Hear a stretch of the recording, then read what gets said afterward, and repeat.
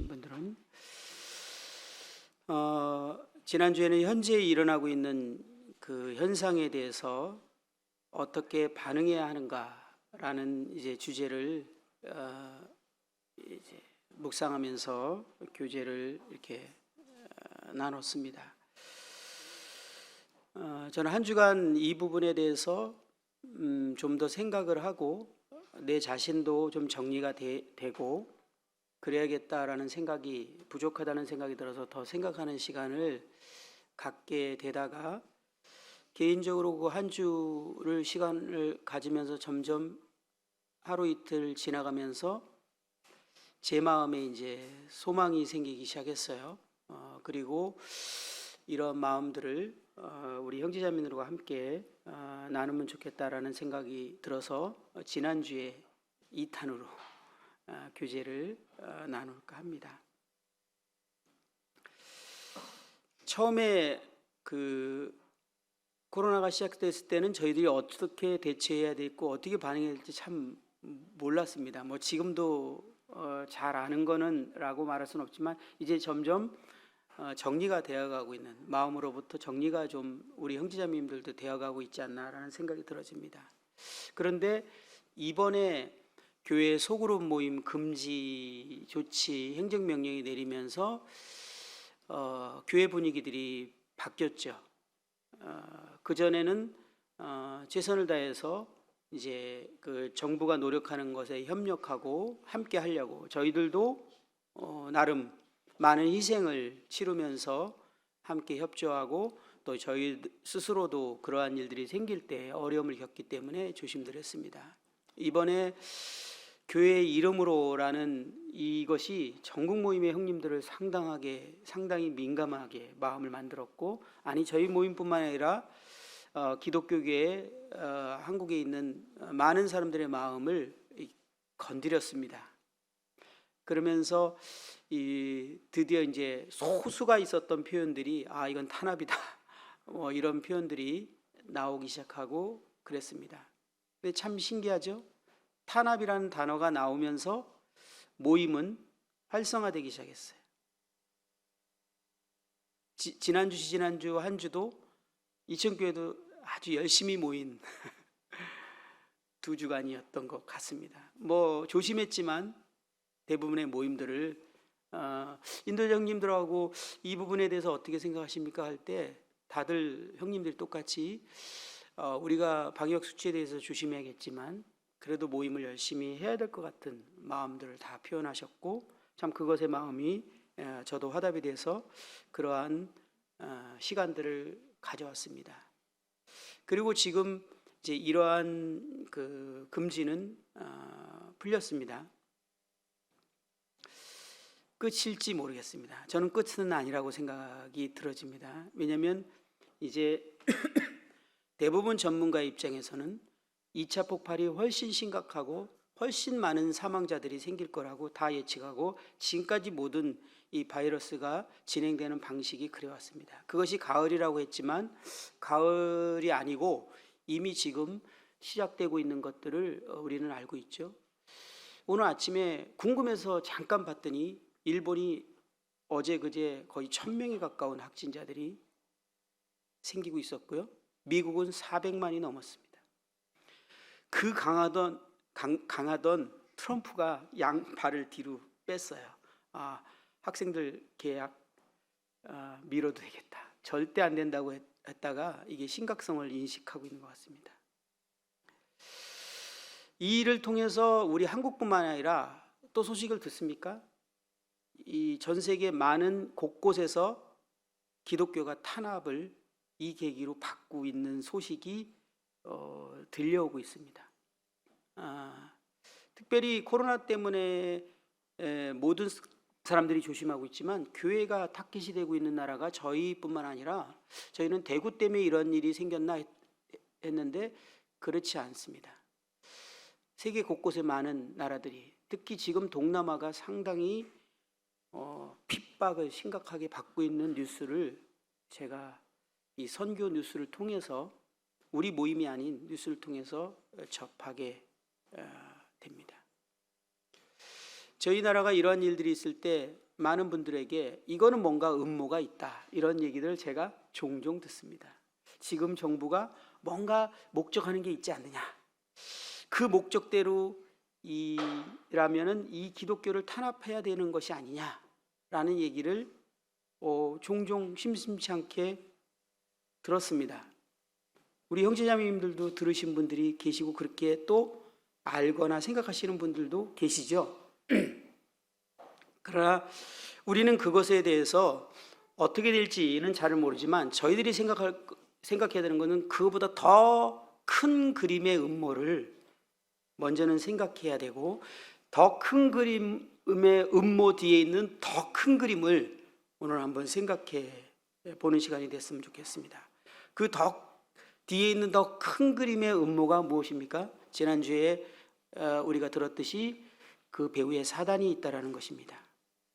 그래서 지난주에 이제 끝마친 부분에 우리의 싸움은 혈과 육을 상대하는 것이 아니요 통치자들과 권세들과 이 어둠의 세상 주관자들과 하늘에 있는 악의 영들을 상대합니다. 누가 이 세상의 지배자들입니까? 미국의 대통령입니까? 아니면 유태인들입니까? 아니면 이제 중국입니까? 그래서 우리는 거기에서 고래 싸움에 새우등 터지듯이 터지고 있는 그런 상황입니까? 그들이 이 세계를 컨트롤합니까? 그들은 하나님의 말씀에 의하면 단지 장기판에 있는, 지난주에 우리 형제님이 장기판 얘기해서 저도 장기판에 있는 장기 알들일 뿐입니다. 그것은 성경에서 말하고 있는 분명한 사실입니다. 계시록 12장 9절에 보면 큰 용이 내쫓기니 옛뱀 곧 마귀라고도 하고 사단이라고도 하는 온 천하를 꿰는 자라고, 이렇게 온 천하를 컨트롤하고 꿰고 자기의 뜻대로 이끌어가고 있는 존재가 있습니다. 사실은 위정자들과 세계를 통치하는 나라들과 이런 사람들이 자기 뜻대로 하고 있다라고 생각하고 있고, 그런 음모론을 가지고 있을 수도 있고, 그런 대로 진행하고 잘 되어가면서 흐뭇해할지 모르지만 아닙니다. 그들은 영적인 눈이 없기 때문에 이 뒤에 있는 더 큰 음모의 배후를 모르기 때문에 자신들이 하고 있다고 생각하지만 아니요, 그들은 장기판의 장기 아래일 뿐입니다. 이를 우리는 공중 권세 잡은 자, 진정한 세상 임금이라고 하죠. 이 사단이 이 세상 임금으로 성경은 말하고 있음을 우리는 보입니다. 이 세상이 그리스도인들을 박해하는 이유를 우리는 어렵지 않게 생각할 수 있습니다. 요한일서 5장 19절에 보면 또 우리가 아는 것은 우리는 하나님께 속하고 온 세상은 악한 자 안에 처한 것이며, 이 온 세상은 악한 자 안에 처한 것입니다. 그래서 요한일서 2장 16절에는 이렇게 표현하고 있죠. 이 세상에 있는 모든 것이 다 아버지께로부터 온 것이 아니요, 이렇게 표현하고 있습니다. 그 사이에는 뭐 육신의 정욕, 안의 정욕, 이 세상 자랑 이런 내용들이 있는데, 저희들이 지금 더 생각할 것은 이 세상에 있는 모든 체계들이 다 아버지께로부터 온 것이 아니라는 것입니다. 그래서 요한일서에는 형제들아, 세상이 너희를 미워하여도 이상히 여기지 말라, 이상하게 여기지 말라, 당연한 거 아니냐, 이상한 거 아니야, 당연한 거야. 왜? 온 세상은 악한 자에 처한 거고 온 세상의 모든 체계는 아버지께로 온 것이 아니야. 그 체계가 너희들에게 자연스럽고 너희들을 어렵게 하지 않는다면 그것이 이상한 것이야. 이 세상이 우리를 미워해도 이상히 여기지 말라고 했습니다. 왜냐하면 사단과 그에 속한 세상은 예수님을 미워했습니다. 그리고 지금도 증오하고 미워하고 있습니다. 시편 2편 2절에 보면 세상의 군관들이 나서며 관원들이 서로 꾀하여 여호와와 그의 기름 부은 자를 대적하며, 이렇게 표현하고 있습니다. 세상의 모든 군관들, 관원들, 그들이 꾀해서 기름 부은 자인 예수 그리스도를 대적하고 있다. 결국 그들이 그렇게 하는 것일까요? 아니요. 그 배후에는 더 큰 음모가 있는 것이죠. 사단, 이 세상 임금, 공중권세 잡은 자가 배후에 있는 것입니다. 마가복음 15장을 한번 보겠습니다. 이 온 세상이 우리 기름 부으신 우리 주님을 대적한 장면이죠. 마가복음 15장 11절입니다.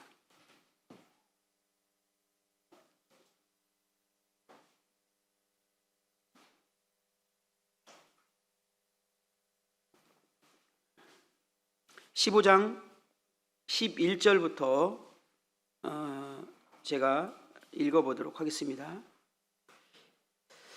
이는 그가 대제사장들이 시기로 예수를 넘겨준 줄 암이라. 10절이었습니다. 11절. 그러나 대제사장들이 무리를 충동하여 도리어 바나바를 놓아달라 하게 하니 빌라도가 또 대답하여 이르되 그러면 너희가 유대인의 왕이라 하는 일을 내가 어떻게 하랴? 그들이 다시 소리 지르며 지르되 그를 십자가에 못 박게 하소서. 빌라도가 이르되 어찌미냐? 무슨 악한 일을 하였느냐? 하니 더욱 소리 지르되 십자가에 못 박게 하소서 하는지라. 이 장면을 보면 궁중들이 정신이 나간 것 같습니다. 미쳤어요. 그런데 이들을 이렇게 정신을 나가게 만들고 이들을 무리를 충동하고 이들을 이렇게 행동한 그 배후가 대제사장들이었습니까? 여기는 대제사장들이 무리를 충동하여 이렇게 기록되어 있는데 대제사장들이었습니까? 아닙니다. 대제사장들은 장기판의 장기 알이었을 뿐입니다. 그 배후에는 어둠의 세력, 사단이 있었던 것입니다. 이 나라의 정부가 나름대로 현명한 결정과 판단을 내린다고 하고 어떤 의도와 목적에 의해서 진행하고 있습니다. 그것에 의해서 많은 사람들이 좌지우지되는 것 같습니다. 예. 그런데 그들이 그렇게 하고 있습니까? 아닙니다. 그 근본적인 의도와 목적은 그 배후에 있는 더 큰 그림이 있는 것입니다. 그 그림을 많은 사람들은 다른 거로 생각하고 유튜브나 SNS에 대한민국이 어떤 방향으로 가고 있다, 어디로 가고 있다, 예, 그렇게 갈 수 있어요.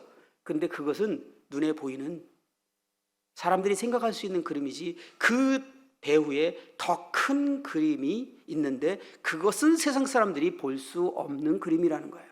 근데 저희들은 볼 수 있다는 겁니다. 저희들이 그 그림을 보지 못한다면 저희들이 반응을 잘못할 수 있다는 것을 우리는 생각해 볼 수 있는 영역이라는 것입니다.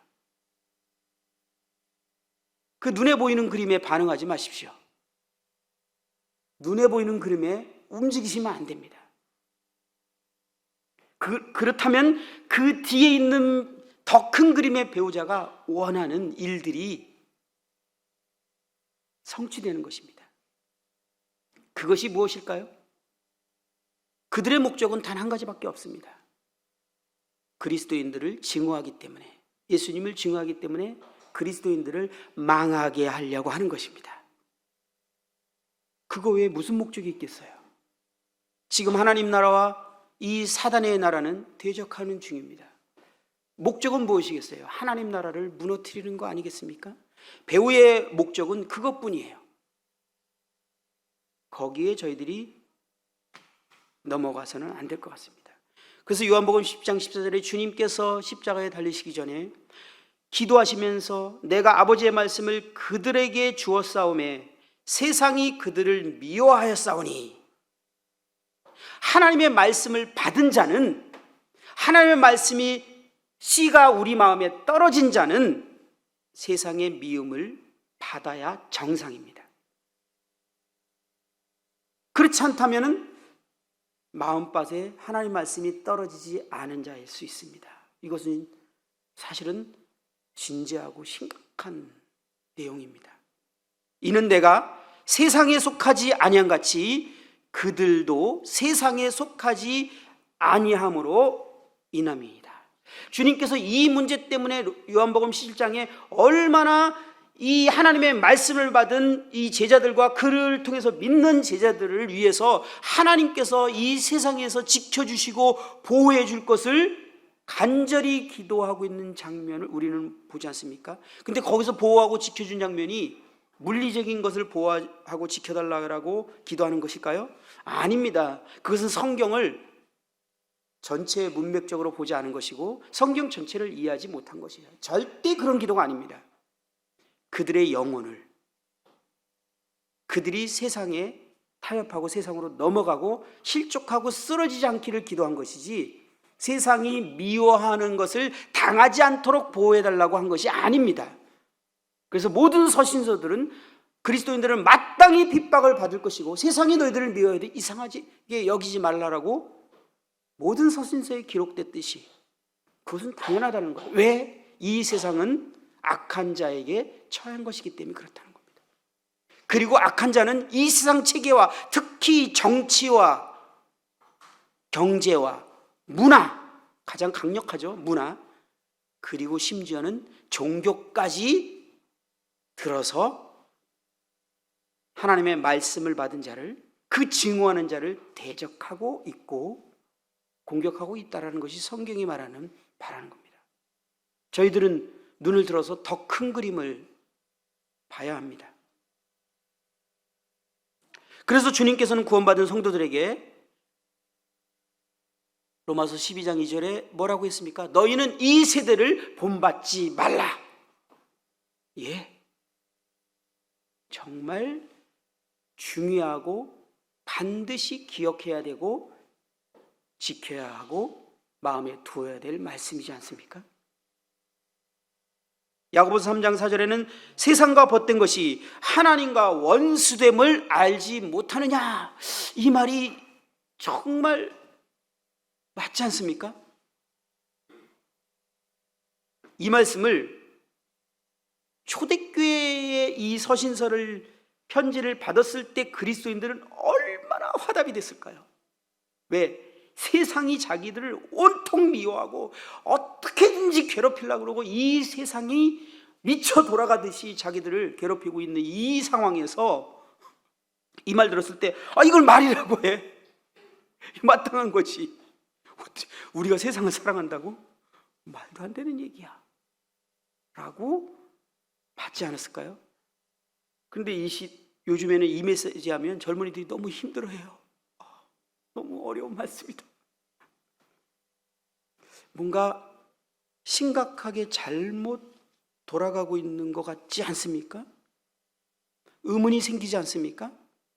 이상하지 않습니까? 이 증상이 더 생각해보면 지금 이 시대에 저 개인을 봐도 그렇고 우리들이 이 성경 말씀처럼 실제로 세상이 미워하는 것을 경험하고 있습니까? 이상하지 않나요? 성경은 진리인데 우리가 그런 경험을 하고 있잖아요.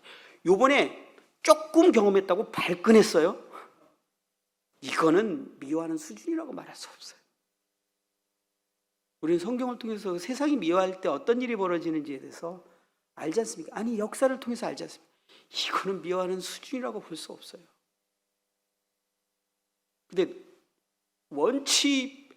워낙 핍박이라는 걸 받아본 적이 없고 세상에 미워하는 것들을 받아보지 않고 세상에게 우리 교회가 우리는 이상한 단체가 아닙니다. 우리는 세상의 마음이 열려 있습니다. 여러분들을 다 수용합니다. 여러분과 동일한 생각과 동일한 삶의 방식을 갖고 있습니다. 이렇게 하다 보니까 핍박이 없었어요.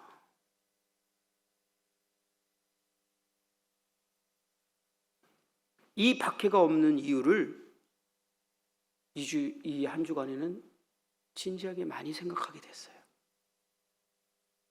제일 두려운 이유는 가정할 때 참된 그리스도인이 아니기 때문에, 이 세상은 저희 모임은 그렇지 않다라는 생각을 하고 있지만 이제는 그 부분에 대해서 진지하게 생각할 필요 있습니다. 그래서 기독교계가 너무나 모양만인 그리스도인들이 넘쳐나기 때문에 핍박이 없는 것이 자연스럽지 않을까요?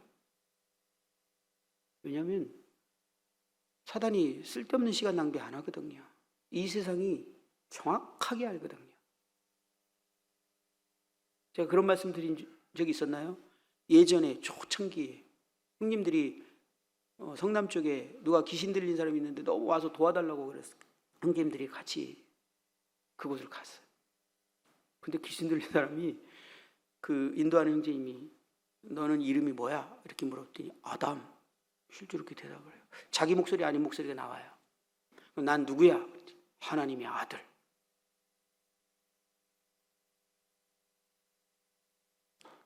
정확하게 알더라고요.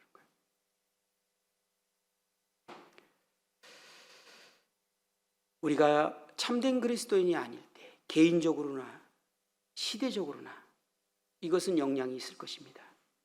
또 교회가 거듭난 그리스도인들일지라도 세상을 사랑할 때, 세상의 체계가 교회 가운데 들어와 있을 때, 이 마지막 때는 교회가 배도하는 시대라고 했는데 교회가 정말 그렇게 됐을 때는 특징이 첫 번째가 무엇이겠나 할 때 핍박이 없겠구나.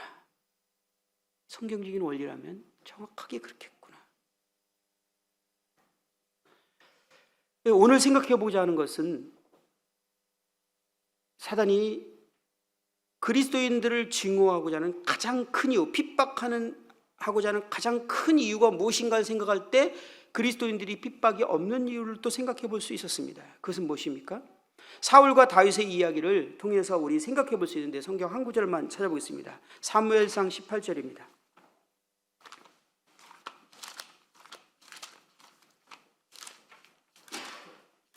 사무엘상 18절.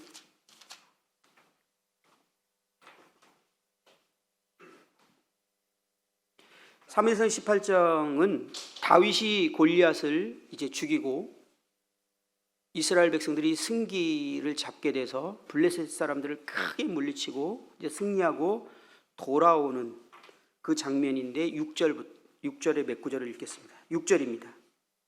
18장 6절. 무리가 돌아올 때 곧 다윗이 블레셋 사람을 죽이고 돌아올 때 여인들이 이스라엘 모든 성읍에서 나와서 노래하며 춤추며 소고와 경세를 가지고 왕 사울을 환영하는데 여인들이 뛰놀며 노래하여 이르되 사울이 죽인 자는 천천히요 다윗은 만만이로다 한지라. 사울이 그 말에 불쾌하여 심히 노하여.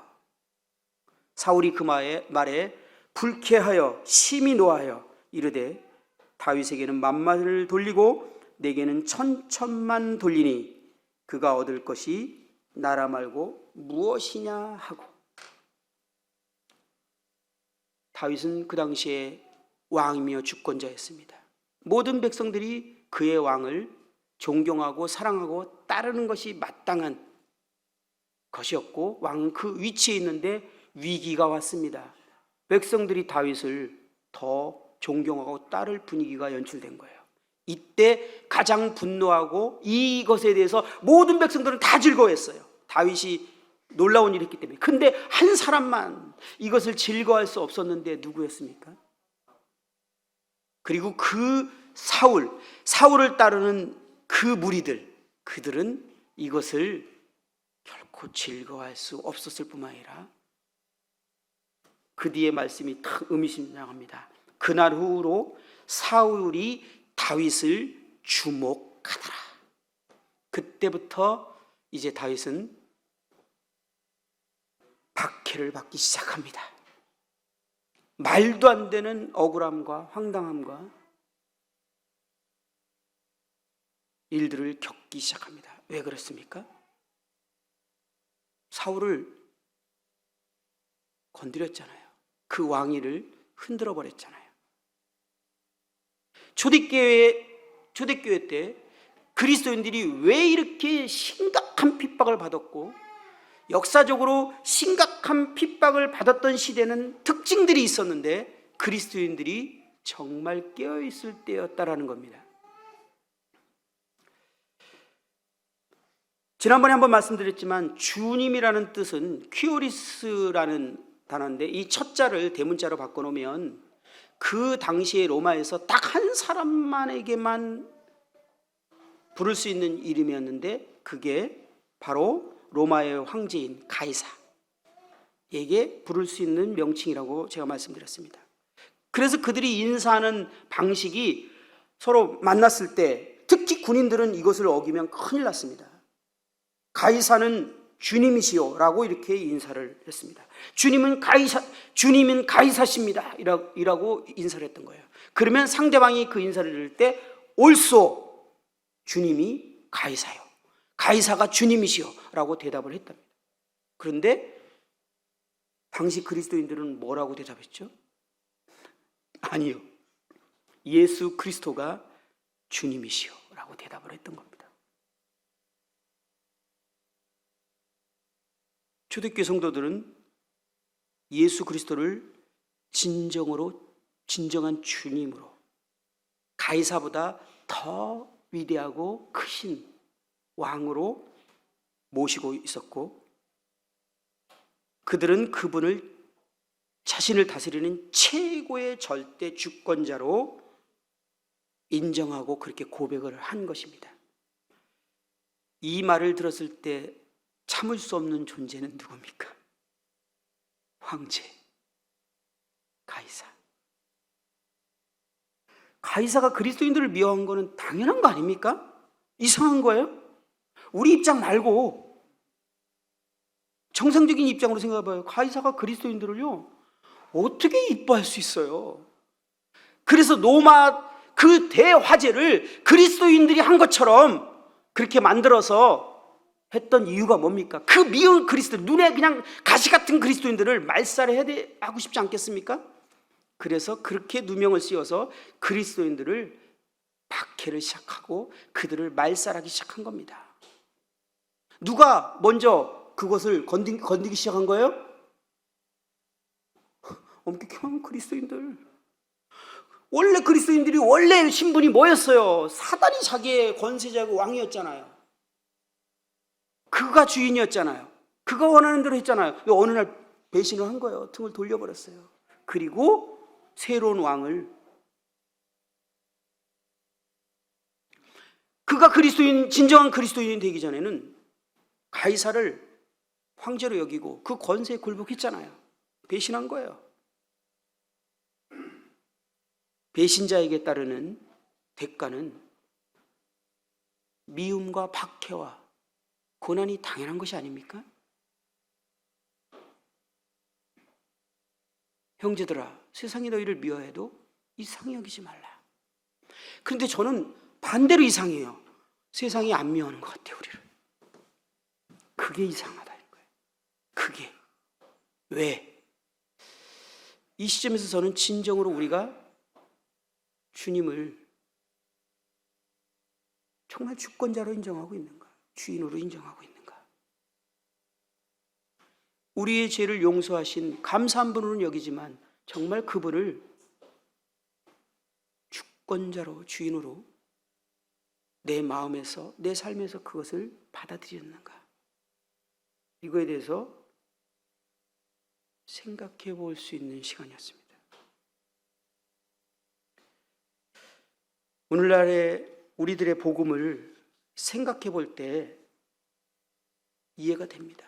저희들이 듣는 복음이, 저희들이 전하는 복음이 영원한 속죄, 죄사함, 이 죄의 형벌로부터 자유인, 그래서 영원한 불못에서부터 건진받는 그것이 전부인 듯이 전하고 있고, 그것이 복음의 전부인 듯이 받아들였던 우리의 삶이 참으로 세상이, 사단이 미워하는 대상이 될 수 있을까? 라는 생각이 개인적으로 들어봤습니다. 그러나요, 우리가 더 생각할 것은, 우리는 세상에 일어나고 있는 이 일의 배후에는 사단의 역사가, 더 큰 그림의 의도가, 음모가 있다는 것을 지금 말씀드렸지만, 우리는 그보다 더 큰 그림을 가지고 계신 하나님의 의도가 있다라는 것을 생각해 보게 됩니다. 사단은 하나님의 장기판에 두어진 장기알입니다. 제가 어렸을 때요, 구원받고 나서 형제님들이 그런 얘기를 종종 했어요. 사단은 우리의 스파링 상대다. 알아듣긴 하겠는데 잘 모르겠어, 뭔 소리인지. 그리고 왜 하나님이 이 사단의 활동을, 이 세상을 이렇게 하도록 그냥 허락하고 계신지, 왜 사단의 활동을, 왜 교회가 핍박을 받도록 놔두시는지, 우리가 억울함과 핍박과 고통을 받도록 허락하시는지 때로는 이해할 수 없을 때가 있지 않습니까? 그러나 그것은 눈에 보이는 시야로 문제를 풀었기 때문에 해석할 수 없지 않습니까? 하나님의 큰 그림을 이해한다면 우리는 충분히 이해할 수 있습니다. 우리 데살로니가후서 1장 말씀을 한번 보도록 하겠습니다.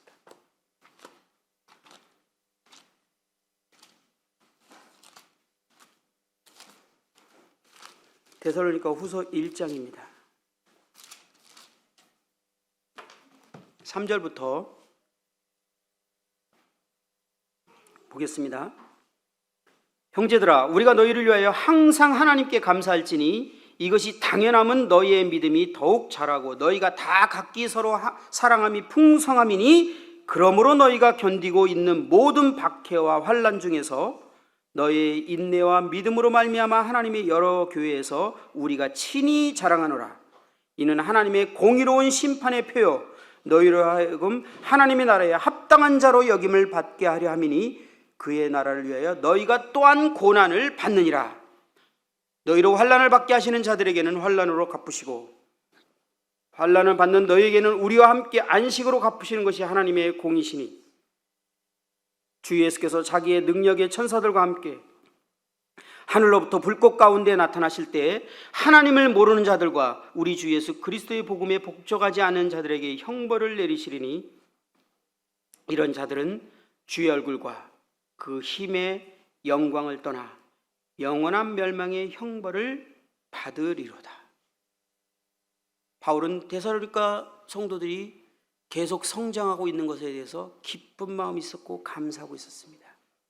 그런데 데살로니가 성도들이 계속 지속적으로 성장하고 있고 주변에 많은 사람들에게 이 소문이 나가고 있고 영향력을 미치고 있었는데, 그 주 원인이 뭐냐면 그들이 박해를 받고 있었다는 것입니다.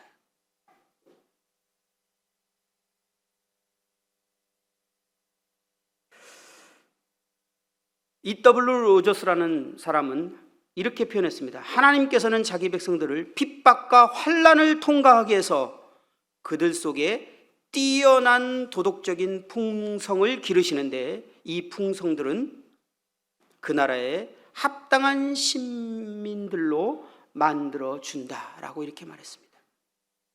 그리스도인들이 그냥 말씀만으로, 말씀을 공부하고 연구하고 성경을 다 꿰고 그러면 성장할까요? 오해입니다. 이 말씀을 경험할 때만, 핍박 가운데, 이 환경 가운데 그리스도인들이 그 환경 가운데서 이 말씀이 경험되어질 때, 그때 성장하는 것입니다. 그래서 핍박이 없는 시대에 사는 그리스도인들은 이대로 이제 주님 나라 갔을 때 초대교회 성도들과 딱 만나면 부끄러울 정도로 미성숙한 모습이라는 것을 확인하게 될 것입니다. 데살로니가 성도들이 박해와 환난 가운데 더욱 자라가고 인내와 믿음으로 견딤을 통해서 그들이 하나님 나라에 들어가기에 합당한 사람들이라는 것을 증명하고 있다라고 이 성경은 말하고 있습니다. 다시 말해서 박해 가운데 믿음을 유지하는 것은, 이 박해 가운데 그 믿음이 유지되는 것은 하나님이 그들을 됐어! 라고 말하듯이 하나님 나라에 두기로 하셨다라는 이 증거라고 이 성경은 그렇게 표현하고 있어요.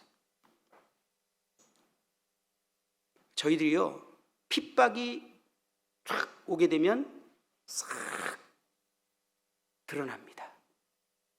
가라지와 알곡이.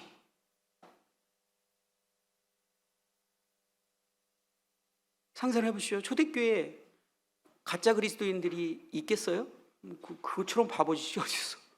그 핍박과 환난을 견디고? 그럴 수 없죠.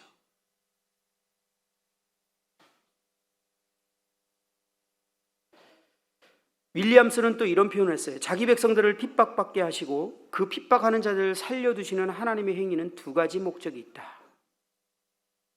첫째는 자기 백성들이 그 나라에 합당한 사람인지 시험하는 것이고, 이 5절에 있는 말씀이 그 말씀이잖아요. 둘째는 핍박하는 자들이 심판을 받기에 합당함을 밝히 드러내는 것이다. 하나님은 공의로운 분이시기 때문에 그것을 드러냅니다. 우리 지금 연대기 공부하고 있고 연대기 전하고 있는데, 구약에 보면 이 이스라엘 백성들을 애굽에서 출애굽시킬 때 거기 그 특징이 딱 드러났어요. 바울이 마음이 강팍하여. 그런데요, 뒤에 가면 뭐라고 하죠? 하나님이 바울의 마음을 강팍하게 하여. 하나님이 바울의 마음을 강팍하게 하고 있어요. 이게 무슨 의미죠? 하나님이 바울을요 심판하기로 결정했어요. 그것에 합당한 행위를 하도록 하는데, 그것이 하나님의 백성을 핍박하는 거예요. 하나님이 불꽃 가운데 다시 오실 때 그들을 심판하는 근거를 하나님께서 보이시고 계신 거예요. 만들고 계신 거예요. 결국은 바울은 강팍하게 되는 그 증거가 하나님의 심판이었다라는 것을 증명하는 존재가 됩니다.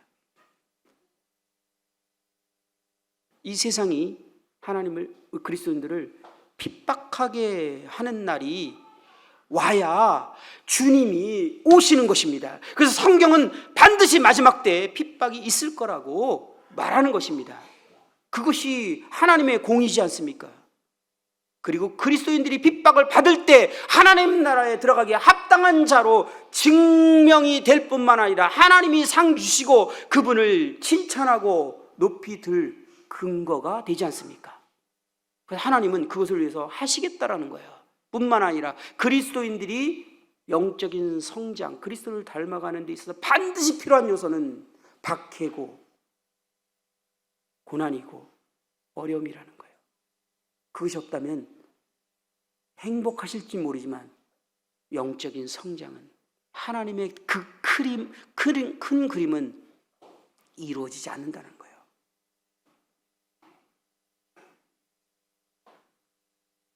다윗이 이런 상황 때문에 이제 박해를 받기 시작했어요. 제가 이제 시편이 끝나가는데 시편 1절부터 언제부턴가 큐티를 시작했어요. 알고 있었지만 다윗의 시편은요 그냥 전부 다가 뭐냐면 이 억울함, 박해, 정말 억울함에 대해서 하나님께 호소하고 하나님의 도움을 구하고, 세상에 이렇게 억울한 사람도 있을까 할 만큼 억울함을 당했어. 그것도 짧은 시간이 아니라 긴 시간. 근데 거기에 다윗의 시에 정말 두드러진 특징이 있다면 다윗은 철저히 하나님을 바라보고 의지하고 도움을 구해서 그가 고백하는 시편에 정말 놀라운 고백들은 하나님의 나의 피난처시요 바위시요 도움이시요 나의 목자시며 나의 의지시라. 이 하나님을 찬양하라. 이 선하신 하나님을 찬양하라. 이거 시편의 전부이지 않습니까? 근데 우리는 이것만 보죠. 아니에요. 이것은요 한 1, 20%, 30%를 대지고 한 70%, 50%, 60%는요 다윗이 겪는 고통에 대해서 호소하고 있어요. 다윗이 그것을 통해서 얻은 결과가 무엇입니까? 그는 정말 하나님을 의지하고 하나님을 바라보는, 하나님의 어떠하심을 알게 되는 그런 경험을 하게 되는데, 그보다 더 중요한 것, 다윗을 향한 하나님의 뜻이 있었어요. 그게 무엇이요? 왕. 그것도 당대의 최고의 권세를 가진 나라의 왕이 되기로 결정하셨어요. 그 왕이 돼서 교만하지 않을 사람이 있습니까? 사울이 그래서 무너진 거 아닙니까? 사울은 특징이요 연단이 없었어요. 하나님을 의지하는 법을 배우지 못했어요. 근데 왕이 됐어요. 실패했습니다. 하나님은 다윗을 실패하면 안 돼요. 이 다윗을 통해서 하나님은 큰 그림을 갖고 계세요. 메시아가 다윗의 위가 다시 회복될 거예요. 다윗은 실패하면 안 돼요. 어떻게 해야 되죠? 하나님의 뜻이 이루어져야 돼요. 어떻게 되죠? 왕이 돼도 여전히 겸손하고 하나님을 의지하고 하나님의 뜻을 구하고 하나님과 동행하는 사람이 돼야 돼요. 어떻게 해야 되죠? 방법은 하나밖에 없습니다. 유일합니다. 핍박, 박해. 그것이었어요. 유일했어요, 방법은.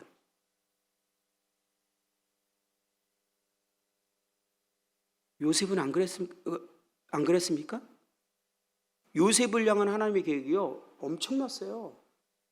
전 세계에 하나님의 심판이 임한 기근에 이스라엘 민족을 살려두셔야만 했어요. 이게 앞뒤가 안 맞잖아요. 전 세계 기근인데 이스라엘 민족은 안 굶어주고.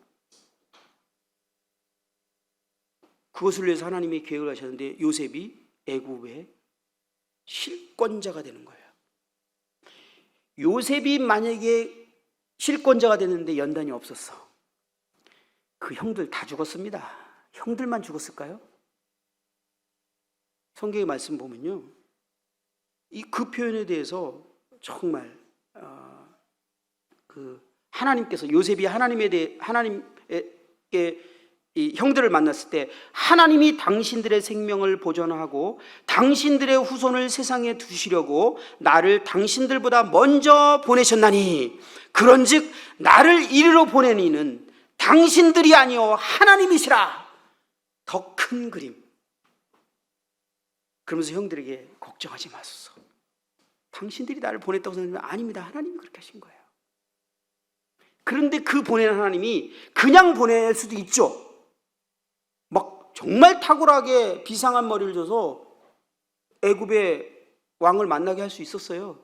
그런데 요셉을 그렇게 만나기 전에 정말 심각하고 너무나 억울하고 원통하고 분통하고 한 번도 아니고 반복해서 핍박을 받게 합니다. 왜? 그 총리의 자리에 있을 때 그가 끊임없이 하나님을 의지하고 그분의 뜻을 구하면서 그것을 행하고 그 하나님 앞에 겸손했기 때문에 그 형들과 그 야곱의 자손들이 생명이 보존될 수 있었다는 사실을 우리는 알지 않습니까? 연단이 없었다면 심각한 상황이 벌어졌을 거예요. 유일한 방법, 하나님의 핍박. 마지막으로 한 구절을 보면서 마치겠는데요, 고린도 후서 4장입니다.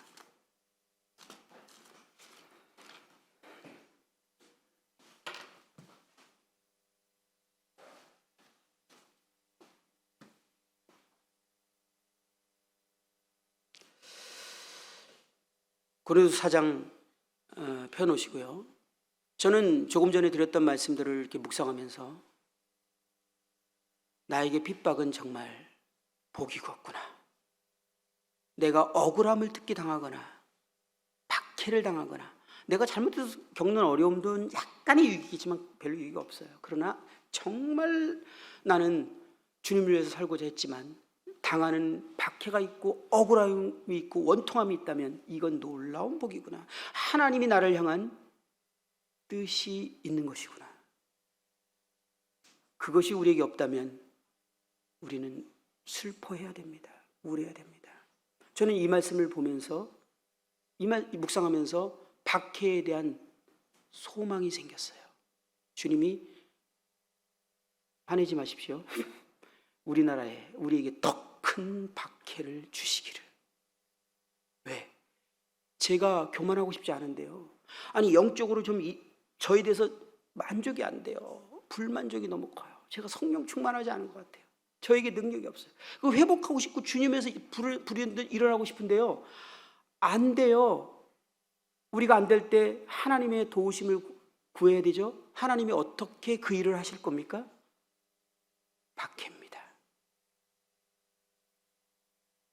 불일 듯 일어날 겁니다. 인도의 초대 총리가 자와할랄이라는 초대 총리가 영국에서 1947년 정식으로 독립을 했을 때 영국이 다스렸기 때문에 그리스도인들이 너무 많았어요. 자기네 나라의 정체성을 잃었어요. 이제 그리스도인들을 정말 없애고 그 박해를 해야겠다는 생각에서 이 생각하다가 이쪽에 전문가를 불렀어요. 그래서 내가 이 그리스도인들을 박해하려고 하는데 너는 어떻게 생각하냐? 이 전문가가 대답한 말이 유명하죠. 총리요, 그리스도인은 박해하면 불같이 일어납니다. 절대 실수하지 마십시오. 역사가 증명하고 있고 성경이 증명합니다. 그것은 절대 그래서는 안 됩니다. 이 그리스도인이 아닌데도 전문가야. 그리스도인들을 안락한 삶을 살도록 하십시오. 그러면 자멸할 것입니다. 총리가 그 말을 그대로 받아들였기에 신뢰한 사람들 받아들였고 인도는 성공했습니다. 그리스도인들이 거의 없는 나라로 다시 바뀌어졌어요. 그리스도인들을 안락하게 해서. 고린도서 4장 7절부터 한번 읽어보겠습니다. 우리가 이 보배를 질그릇에 가졌으니 이는 심히 큰 능력은 하나님께 있고 우리에게 있지 아니함을 알게 하려 함이라. 우리가 사방으로 우겨쌈을 당하여도 쌓이지 아니하며 답답한 일을 당하여도 낙심하지 아니하며 박해를 받아도 버림받지 아니하며 거꾸로 튀김을 당하여도 망하지 아니하고. 이런 우겨쌈과 답답한 일과 박해를 당했는데도 낙심하지 않는 이유는 무엇입니까? 여전히 우리 마음에 소망이 있는 이유는 무엇일까요? 10절, 우리가 항상 예수의 죽음을 몸에 짊어짐은 예수의 생명이 또한 우리 몸에 나타나게 하려 함이라. 우리가 살아있는 자, 우리 살아있는 자가 항상 예수를 위하여 죽음에 넘겨짐은 예수의 생명이 또한 우리 죽을 육체에 나타나게 하려 함이라. 그런즉 사망은 우리 안에 역사하고 생명은 너희 안에서 역사하느니라. 이 말씀이 무슨 뜻이죠?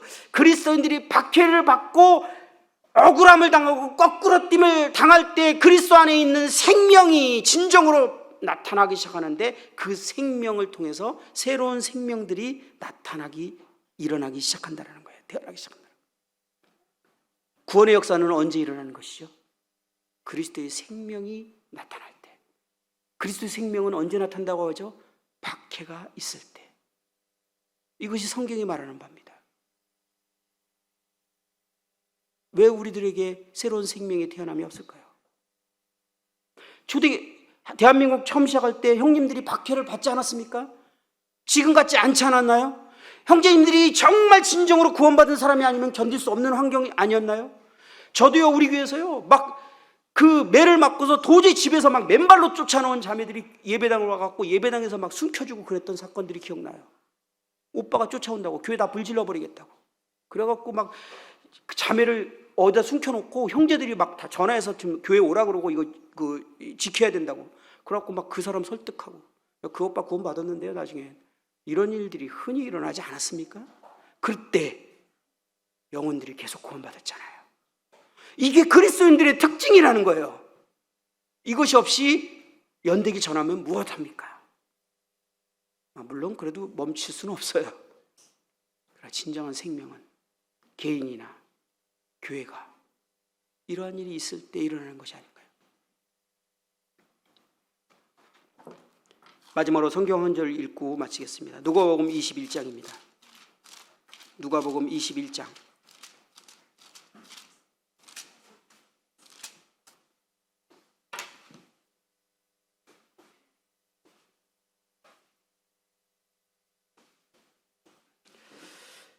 21장 10절입니다.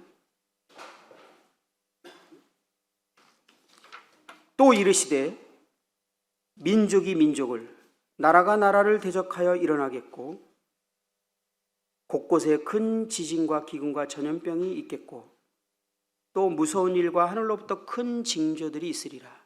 이 모든 일 전에 내 이름으로 말미암아 너희에게 손을 대어 박해하며 회당과 옥에 넘겨주며 임금들과 집권자들 앞에 끌려가려니와 이 일이 도리어 너희에게 증거가 되리라.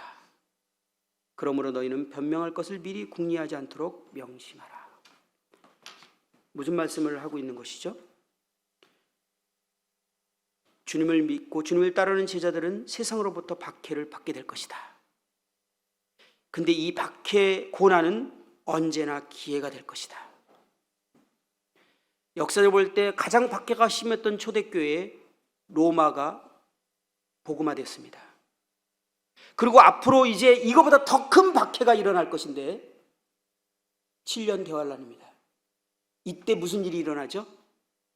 온 세상에 복음이 전파된다라고 써 있습니다. 온 세상에. 핍박이 가장 심각할 때 온 세상에 14만 4천과 그때 회개를 일으킨 사람들이 온 세상에 복음을 들고 복음을 전파하게 될 것입니다. 핍박이 일어남과 복음 전파는 비례합니다. 핍박과 생명력이 발휘되는 것은 비례합니다. 그렇다면 저는 그런 생각을 해봤어요. 주님이 이제 마지막 때 오시기 전에 주님이 구원받기로 택한 작정한 영혼들이 주님께로 돌아와야 되지 않겠습니까? 그리고 주님이 오셔야 되잖아요. 그러면 주님이 마지막 추수를 이루기 위해서는 어떻게 해야 될까요? 우리를 일으켜야 합니다. 우리를 일으키는 방법은 무엇입니까? 핍박, 박해입니다. 고난이에요.